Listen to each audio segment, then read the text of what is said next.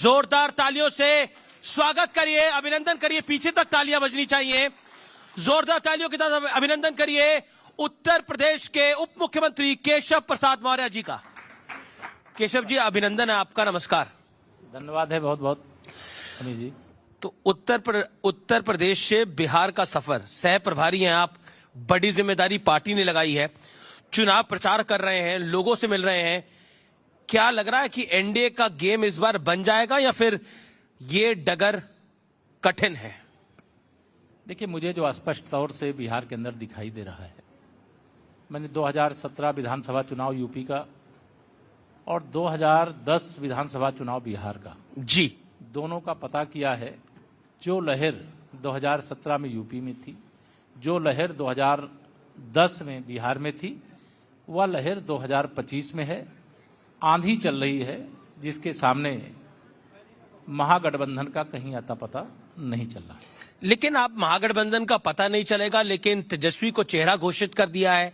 वो कहते हैं कि नीतीश को सीएम बनाएंगे नहीं, तो कंफ्यूजन क्यों इतना फैल गया है? ये कंफ्यूजन मुद्दा विहीन महागठबंधन के नेता पैदा कर रहे हैं। श्री नीतीश कुमार जी एनडीए के नेता थे, एनडीए के नेता हैं, और 14 तारीख को रिजल्ट आने के बाद, औपचारिकता पूरी करने के बाद वही नेता चुने जाने वाले हैं। फिर से मुख्यमंत्री बिहार के वो बनने वाले हैं। और श्री तेजस्वी यादव जी एंड कंपनी आप कंफर्म कह रहे हैं कि नीतीश कुमार ही नेता होंगे? निश्चित तौर से होंगे, मुझे पूरा विश्वास है और सब लोग इस बात को मानते हैं और इसके लिए सभी लोग तैयार हैं। एनडीए के सभी नेता कह चुके हैं। और चलिए, इस बार एनडीए को बिहार की जनता क्यों चुने? 20 साल से तो आपको चुन रही है। वो कहते हैं पुल टूटते हैं, समस्याएं वहीं की वहीं खड़ी है, क्यों चुने? देखिए, एनडीए ही बिहार को विकसित बिहार बना सकता है। एनडीए ही बिहार को जंगल राज के दलदल से बाहर निकाल करके आज विकास की एक नवीन रोशनी देने का काम किया है। आज गांव तक सड़कें हैं, हर घर का अंधेरा दूर हुआ है, हर गरीब के जीवन में खुशहाली आई है।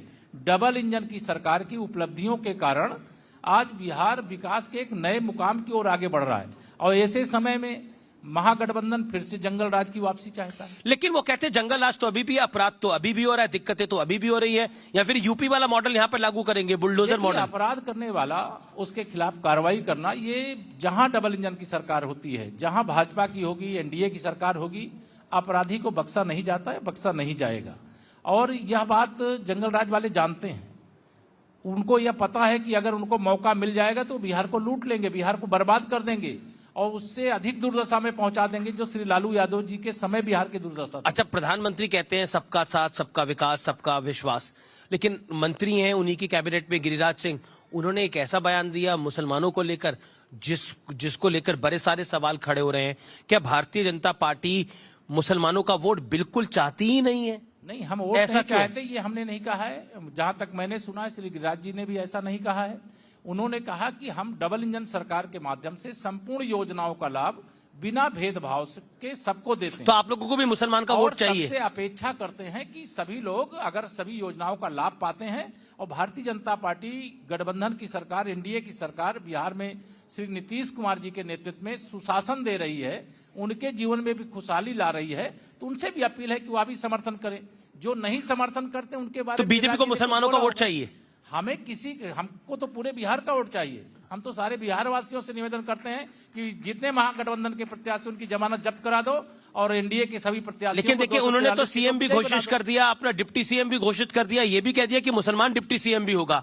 आपकी तरफ से चलिए, सीएम फेस तो नीतीश कुमार है, डिप्टी सीएम आपके सम्राट चौधरी हैं, तो क्या कोई और डिप्टी सीएम भी आ सकता है, तीसरा डिप्टी सीएम भी आ सकता है? भारतीय जनता पार्टी का हमारा परिपक्व नेतृत्व है। जहां जो आवश्यकता होगी भारतीय जनता पार्टी की ओर से वह नेतृत्व करने के लिए होंगे। हमारे यहाँ कोई कंफ्यूजन नहीं है। वो कंफ्यूजन श्री नीतीश कुमार जी, जो एक भारत की राजनीति में बिहार के अंदर एक आदर्श और बहुत सम्मानित नेता है, मैं व्यक्तिगत तौर से भी उनका बहुत सम्मान करता हूं। लेकिन तेजस्वी यादव उनके स्वास्थ्य को लेकर बड़े सारे सवाल उठा रहे हैं लगातार। देखिए, स्वास्थ्य उनके पिताजी का भी खराब है, स्वास्थ्य किसी का तो नीतीश जी का स्वास्थ्य खराब है? नीतीश जी का स्वास्थ्य नहीं खराब, उम्र है। अगर उनकी उम्र का अपमान वो करना चाहते हैं तो वो अपमान बिहार नहीं बर्दाश्त करेगा। नीतीश जी का सम्मान करता है और जिनका बिहार सम्मान करता है, अगर उनका तेजस्वी यादव जी अपमान करेंगे तो उसकी सजा इसी बिहार के विधानसभा। तो आप इस मंच पे कह रहे हैं नीतीश जी स्वस्थ है? निश्चित तौर से स्वस्थ हैं और लगातार सभाएं कर रहे हैं, लगातार चुनाव प्रचार कर रहे हैं। अभी छठ पूजा के पावन पर्व पर उन्होंने अपनी उपस्थिति शानदार ढंग से दर्ज कराई है, शानदार ढंग से अपने कार्यकाल के सभी निर्णय लिए हैं।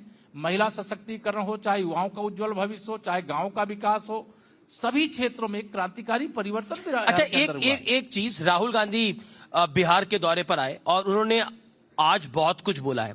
बीजेपी कह रही है कि छठ का अपमान कर रहे हैं राहुल गांधी, लेकिन उन्होंने प्रधानमंत्री के लिए बोला है कि अगर उनको वोट चाहिए होंगे जनता से तो वो जनता के सामने नाचेंगे भी।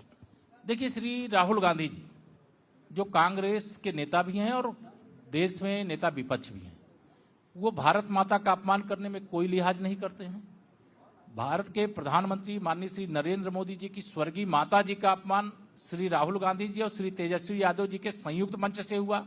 और लोक आस्था का जो महापर्व है, बिहार की आस्था जहां बसती है छठ मैया के चरणों में, और आज उन्होंने छठ पूजा को ड्रामा कह करके अपमान किया। और माननीय प्रधानमंत्री जी का अपमान करोगे और पाकिस्तान के प्रधानमंत्री का सम्मान करोगे, वहां के सेना अध्यक्ष की जय जयकार करोगे, ये देश कैसे बर्दाश्त करे? बीजेपी एक लाइन खींच रही है कि छठ पूजा का, छठी मैया का अपमान कर रहे हैं राहुल गांधी, लेकिन कांग्रेस का कहना है कि उन्होंने कटाक्ष करा है प्रधानमंत्री पर।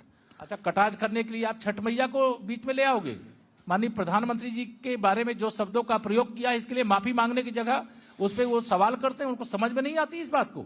बिहार की धरती पे आकर के जहां लोक आस्था का महापर्व छठ पूजा, और जिसमें 3 दिन का मतलब निर्जला व्रत रख करके लोग उपवास करते हैं, गहरी आस्था रखते हैं, उस छठ पूजा को श्री राहुल गांधी ने ड्रामा कहा है।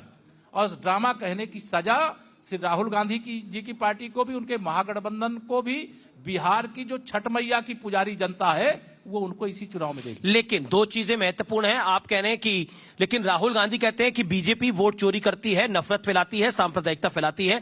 वोट चोरी का उनका इल्जाम है। वो कहते हैं वोट चोरी करती है और इसीलिए चुनाव जीत जाती है। देखिए, श्री राहुल गांधी जी क्या क्या कहते हैं, अगर उनकी पूरी बातें आप करेंगे तो वो ध्यान में आएगा कि वो जब चुनाव हार जाएंगे तो वोट चोरी का आरोप लगा देंगे। वोट चोरी से पहले संविधान को खतरे में होने का आरोप लगा। उन्होंने बड़ी बाकायदा एक प्रेजेंटेशन दी कि वोट काटे जाते हैं, तो और किस तरह से वोट काटे जाते हैं। वो कहीं भूकंप लाते थे, कहीं हाइड्रोजन बम लाते थे, कहीं परमाणु, सब टाइम फिक्स हो जाता था। श्री राहुल गांधी जी की यात्रा को पूरे बिहार में कोई समर्थन नहीं मिला। श्री तेजस्वी यादव जी ने उनकी यात्रा का समर्थन नहीं किया, और फिर मंथरा की तरह मुंह फुला आज वो आकर के यहाँ पर फिर छठ मैया के बारे में अपमानजनक शब्दों का प्रयोग करके बिहार वासियों का अपमान करके चले गए। इसकी सजा मैंने कहा इसलिए मिलेगी कि श्री राहुल गांधी जी जिस प्रकार से, माने भाजपा का विरोध करो वो हमें स्वीकार है, लोकतंत्र में आपको अधिकार है, लेकिन आप भारत का विरोध करोगे, नहीं बर्दाश्त करेंगे।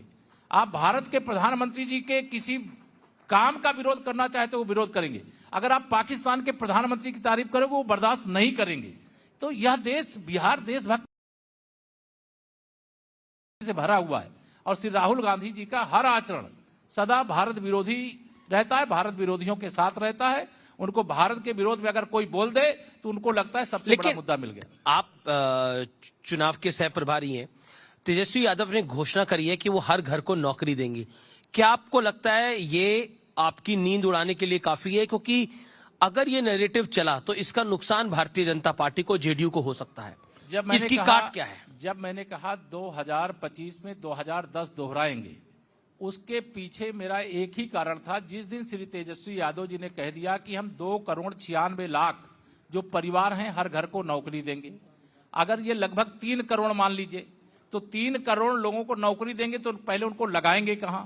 अगर 30,000 रुपए भी महीने वेतन उनको देना पड़ा तो 9 लाख करोड़ रुपए प्रतिवर्ष बिहार में लाएंगे कहां से? और कितने वादे किए? लगभग इनके 30 लाख करोड़ के वादे हैं। भारत सरकार का बजट भी छोटा पड़ जाए, इस प्रकार के वादे हैं। फर्जी वादे करके जब बिहार के लोगों के बीच में जा रहे हैं तो बिहार की जनता बहुत समझदार है, और इस फर्जी वादे को समझ गई कि ये फर्जी वादा करके सत्ता में आना चाहते हैं। और बिहार की पर ये तो बीजेपी कह रही है ना फर्जी वादा, लेकिन वो कह रहे हैं कि हमारे पास पूरी तैयारी है, हमने पूरी प्लानिंग करी है। बिहार जानना चाहता, देश जानना चाहता, केशव प्रसाद भी जानना चाहता। आप कह रहे पॉसिबल नहीं है, ये असंभव है। ये 3 करोड़ लोगों को लगाएंगे कहां? और 3 करोड़ लोगों के लिए ये पैसा देने के लिए हो सकता है तेजस्वी यादव के माइंड में, दिमाग में कुछ चल रहा है, घोटाले के या रेलवे घोटाले का पैसा रखे हो, वो डिपॉजिट करेंगे क्या? वो जी कहां से लाएंगे? अच्छा, चलिए, अखिलेश यादव भी आ रहे हैं प्रचार करने के लिए। अखिलेश कह रहे हैं हमने अवध में हटाया बीजेपी को, यानी अवध में हराया, लोकसभा चुनाव में जो बीजेपी को निपटाएंगे भारतीय जनता पार्टी को। और सपा वाले तो कह रहे हैं केशव प्रसाद मौर्य पहुंच गए हैं निपटाने के लिए। जो श्री अखिलेश यादव जी या श्री राहुल गांधी जी या जी। तेजस्वी यादव जी, ये तीनों लोगों के गुब्बारे में जो हवा भरी थी ना, वो हरियाणा के विधानसभा चुनाव ने, महाराष्ट्र के विधानसभा चुनाव ने, दिल्ली प्रदेश के विधानसभा चुनाव ने, लोकसभा चुनाव के बाद कमल खिला करके ईंट का जवाब मैंने आपकी बात को माना, लेकिन लोकसभा चुनावों के अंदर तो यूपी में अखिलेश यादव ने झटका दिया भारतीय जनता पार्टी को ना, एक करारी हार मिली वहां पर। झूठ के आधार पर उनको थोड़ी सफलता मिल गई। अब लेकिन सफलता होती है। आपकी राय के अंदर अखिलेश यादव को आप देखते हैं, तेजस्वी यादव को आप देखते हैं, श्री राहुल गांधी को आप देखते हैं, इन तीनों में से भविष्य किसका उज्जवल नजर आता है आपको नेता के तौर पर? तीनों नेताओं का भविष्य अंधकार में है। 2047 ऐसा क्यों? किसी का तो उज्जवल होगा। 2047 तक मैं अगर बिहार की धरती से कहूं तो श्री तेजस्वी यादव जी का कोई भविष्य नहीं है, देश के लिए श्री राहुल गांधी जी का कोई भविष्य नहीं है, और उत्तर प्रदेश के लिए श्री अखिलेश यादव जी का कोई भविष्य नहीं। चलिए, आपने हमें समय दिया, लेकिन आप सह प्रभारी हैं तो नंबर जरूर पूछूंगा आखिर में आपसे। आपका नंबर क्या है? बीजेपी बड़ी पार्टी होगी या जेडीयू बड़ी पार्टी होगी? दोनों बड़ी पार्टी होंगी, दोनों 101 सीटों पर लड़ रही हैं। और अभी ये आपको मैं बता दूं, 2010 जब मैं कह रहा हूं 2025 में दोहराएंगे, तो दोनों रिकॉर्ड सीटें जीत करके आएंगे। हम पांचों पांडव रिकॉर्ड सीटें जीत करके आएंगे। और यह बात आप अगर कैमरा में पूछेंगे तो शायद श्री तेजस्वी यादव भी नहीं बताएंगे, लेकिन अगर पीछे पूछ लेंगे तो वह भी बता देंगे कि उनके पास कुछ बचा नहीं, उनका खेल खत्म हो चुका है। शुक्रिया आपका हमारे साथ आने के लिए।